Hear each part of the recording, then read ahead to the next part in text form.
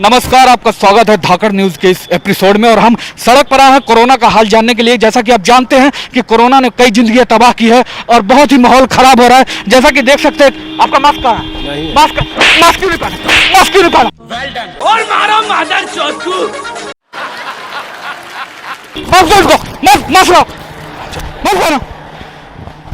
Mask पहन के चलना, सरकार चूतिया नहीं है। ये भी कहा है। अब हमें ऊपर सब मास्क। जैसा कि आप देख रहे हैं, धाकड़ न्यूज की मुहिम है कि बिना मास्क के कोई नहीं चलेगा। गाड़ फाड़ देंगे अगर बिना मास्क के कोई आया तो।